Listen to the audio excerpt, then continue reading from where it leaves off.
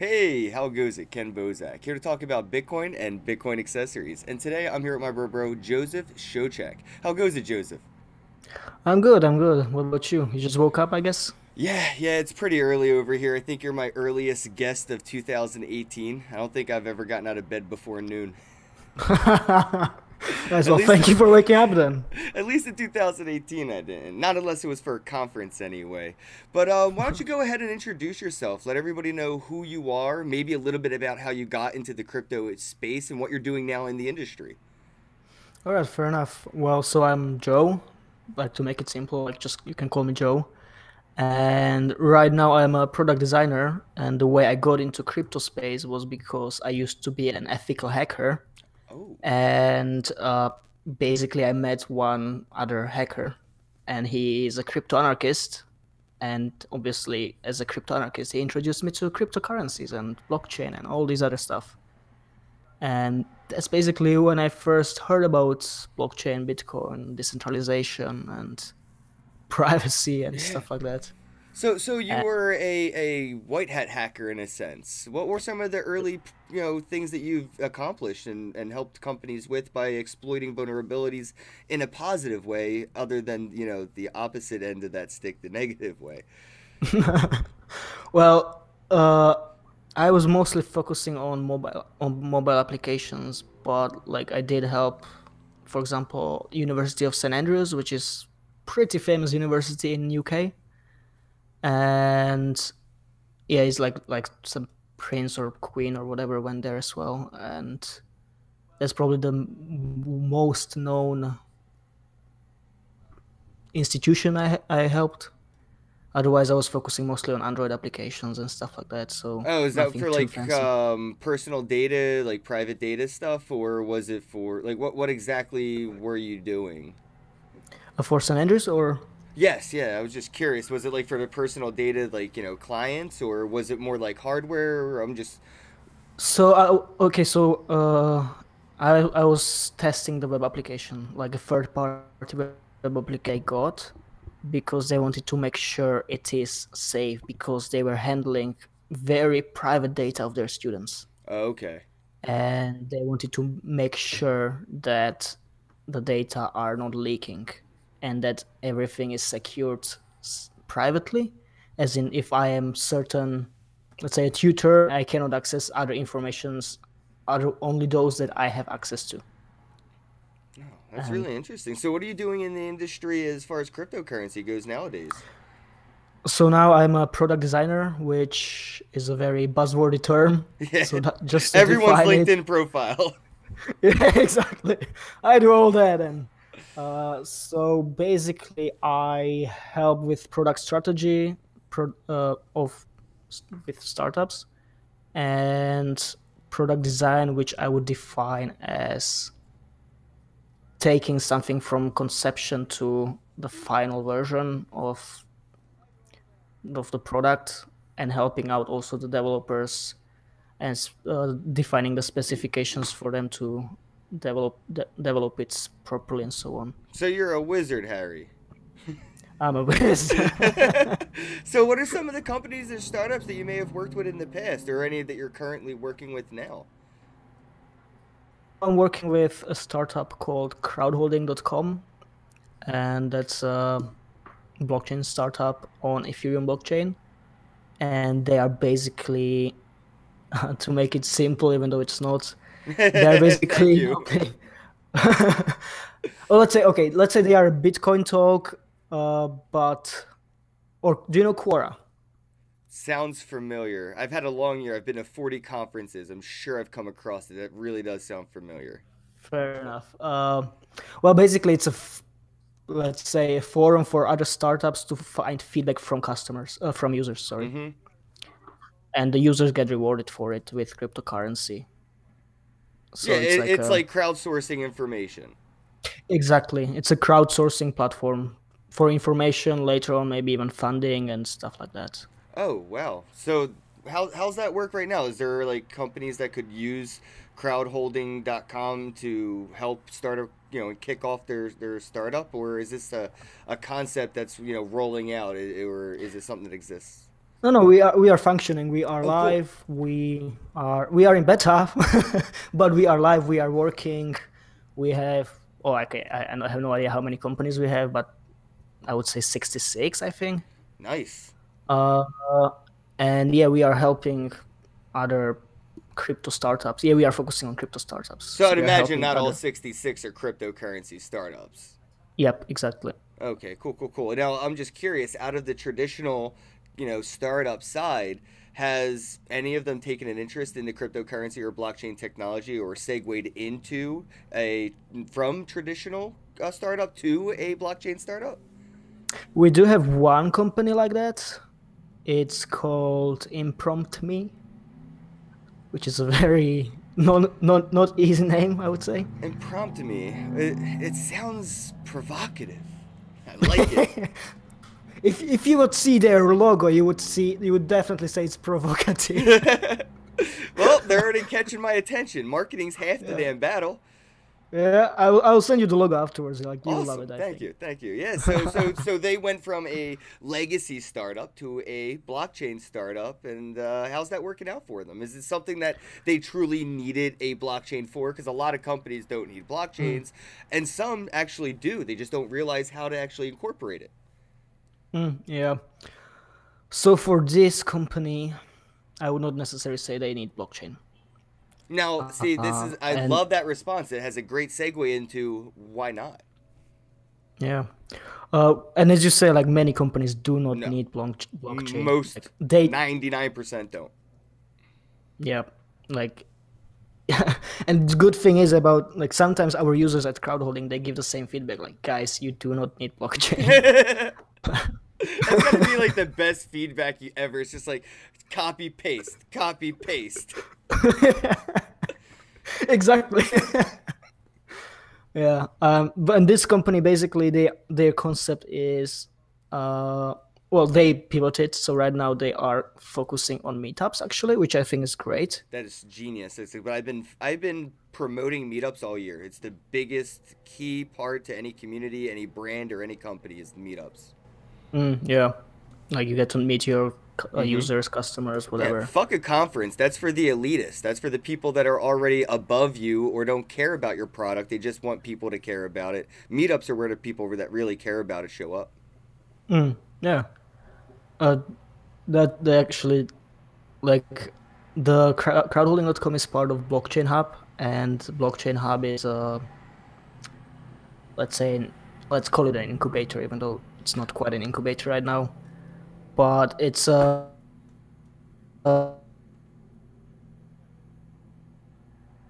I'm sorry, you broke up there a little bit.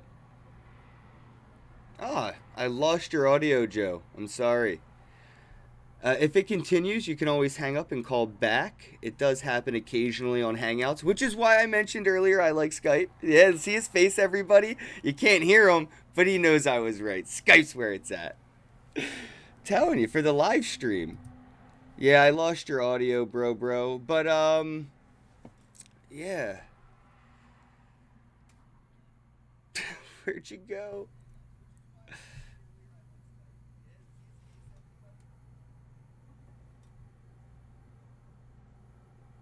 Hey, Joe, are you there?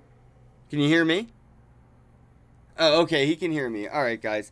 So yeah, that's really cool. My next question, I guess I could kind of stage it is we have the understanding of like how companies would use crowdsourcing, right? Like, we know that there's the people in the mall when you were a kid, when you were in high school, you go to the mall and somebody would be like, hey, you want to fill out a survey? I'll give you a free bag of Cheetos. So you'd fill out the survey and you'd help the company know if their Cheetos sucked or not, right? But my question to Joe, as soon as we can get this audio working. Oh, it looks like you muted your mic. I see the little mic mute button. There you go. Um, you there? Yeah, your mic is muted. You must have turned it off. I see the X through it. But my next question would have been, what's in it for the end user, the person giving away that personal data? Their opinion on something that is personal data and it can be monetized. Hello? No. Hello, Joe. Fucking Wait, hell. I hear you. I heard fucking hell. Like, great. Yo, you know how to make an entrance. All right, so my question is, we know how it works for the businesses, but what about the end users? If I wanted to join crowdholding.com and contribute to, providing feedback to companies, is my personal data or identity exposed? Do these companies know who I am and correlate it to my feedback? Or is this feedback anonymous? And just curious about how it works out for the end user. Is the cost worth that, what you're giving up? Well, basically, we are not selling your data. Basically, you can provide any data that you want. So you can join with Facebook or Google. And if you join with Google, well, for me, even my Facebook is sort of anonymized. But for most people, it's not. They use their real name and stuff like that. But if you use Google to join, then basically you can put whatever name you want. Okay. And So how do I earn income? Do I not have to give like a bank account or anything? Can I get paid in Bitcoin?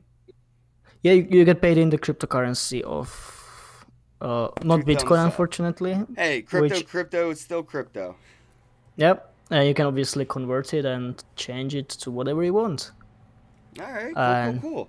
Yeah, so, for example, if you hate Bitcoin, like some people do, then you can convert it to, I don't know, Ripple. Yeah, I was gonna say they're about the only people that really hate Bitcoin. Even other altcoin maximalists give Bitcoin its respect, but Ripple fuckers, man, they're something else.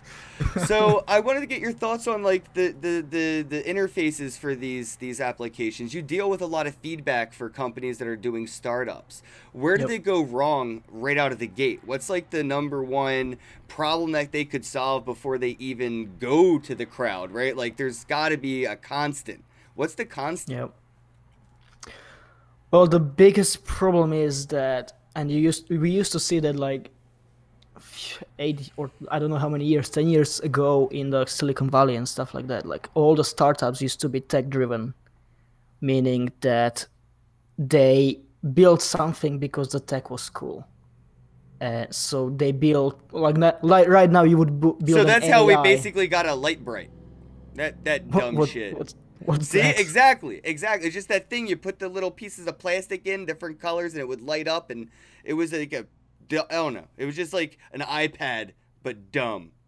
It's like you're saying, people that were trying to, make up products just because there was a technology boom and it didn't really work out. It didn't make sense, but they did it anyway. Yeah, and you can see that with 99% of ICOs right now. It's mostly, blockchain is cool, let's do blockchain. Yeah. Nothing else really. And that's the biggest problem with most startups, and especially in blockchain. A lot of the ICOs really just want to do crowdfunding. They just Yep. want to raise money. It's not like they're trying to build something out of that token that they distribute it. 99% of the time, you do get a receipt. That's it. You don't get a utility token or a security token. You get nothing. You get an attaboy. So I guess what you're saying is these startups really need to go back to the fundamentals and see where things fit in rather than trying to force the square peg into their round hole. Very good way to put it. Yeah, exactly. Yeah, I mean, dude, I think you're onto that, man. A lot of these companies, I go to conferences, I go up to a booth, and my first question is, why? Like, why? Why? Why are you here at a cryptocurrency conference? Why are you using blockchain technology? Why are you doing an ICO? Almost every answer is always, we need money. That's like the short of it. It's a 50-minute conversation to get one sentence, I need money, out of people. But where are the people going right? Where are a lot of these startups nailing it? Where the feedback is, constantly positive? That's a good question. Is it hard? I feel like it would be harder. We'd have a lot of good shit in our lives right now. Well, it's hard to find the common demeanor. If I didn't pronounce it properly, but I hope you get what I mean. Yeah, denominator. English. English is a tricky bitch, man. It can be. But Where are it's you one of the calling in easiest from? I'm in Prague. Yeah, I figured you were. You're calling in at 9 o'clock in the morning. What time is it where you're at? It's almost 4 p.m. 4 p.m. Yeah, see, lucky you. That's when I would have liked to call. Wake up 1 hour 4 and Yeah, exactly. I would have woke up at 3 o'clock. Perfect for me. In Prague, is cryptocurrencies and Bitcoin prominent? Do you see like Bitcoin ATMs or the yep. startups local? That's like, yeah, lots of startups are like, Prague is a amazing place for cryptocurrencies, and that's actually why I moved here. Why so? And I definitely recommend visiting. And there's, for example, um, uh, a building, let's say, that's called Parallel Polis, which only accepts Bitcoin and other cryptocurrencies. And they do not accept fiat. They completely reject the government and Whoa, all how are their they getting weird away with laws. that? Are they how is this like are they rebelling law or is this like Yep. something that oh, so they're breaking the law. Not quite. They are smart. They are very smart people. So they're Like what? savvy anarchists. Yeah, yeah, exactly. Like one of those guys that I mentioned at the beginning that got me into blockchain. He's one of the founders of that, and I mean, Well, he's a hacker, so he's what smart. inspired them to go that route? Was there a reason? Did somebody get burnt by a bank? Well, basically, their whole philosophy is that they want to create a parallel society, uh, or parallel system for people to use, I and need that's one. like obviously we all of us need one, and that's a big crypto anarchist philosophy, let's say. And this was very very prominent in Czech Republic even in 20th century at the beginning. So they took that and created this parallel system where you can go and not and just use whatever other means of exchange or whatever. Like they have a co-working space, they have Institute of Crypto Anarchy where they do lectures about many things, including cryptocurrencies and technology. Or so recently even polyamorous relationships, just for the fuck of it. Well, I mean, that's a lot of people need to know how to, I would say evolve, right? And they need groups and communities for this. And Mm. I think what they're doing is empowering people, really, educating and empowering people. And that's what governments are lacking, really. Mm-hmm. They're education biased to disempower and disenfranchise rather than to empower. So it takes small collectives to do things like that. So my respect goes out to them and those guys. So what's on your roadmap for the 2019, man? 2018 is done. We're over it. It's like 24 hours from now. It's dead to me. It doesn't even exist anymore. Fuck 2018 in the goddamn bear market. What's your roadmap, for you and for the crowdholding.com? Mm. Well, for me, I want to focus more on helping other startups, preferably in the cryptocurrency space, Well, what can you and offer help. them? Make sure they know because I have a couple companies I work with personally. Mm.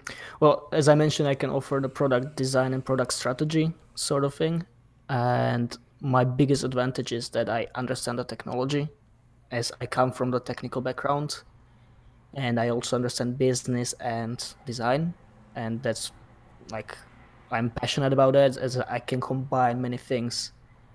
So yeah, product strategy, product design, and in terms of crowdholding, the roadmap. I'm not sure if I should spoil it, but exciting things are coming up, and definitely more utilities coming to the token. Maybe even some security. Wink, Oh, wink. nice. No, I mean, I Uh, actually think that's what 2019 may be focused on. Like, 2018 was focused on the ICOs. I really yep. feel like that educated investors to want more security in their fucking investments, which is going to spike the STO market in 2019. Mark my words right now on this date, 2019, mainstream media going crazy over these security tokens. It's going to be like they never heard of cryptocurrencies and blockchain technology before because investors are going to have what they've always wanted: credibility, Mm-hmm. liability, and assurance. And that's what Mm-hmm. security tokens will give them. Yeah, and it was pretty much the vision of crowdholding from the beginning. Like the vision was that you own the token, basically you own part of the company, and you get part of the revenue and stuff like that.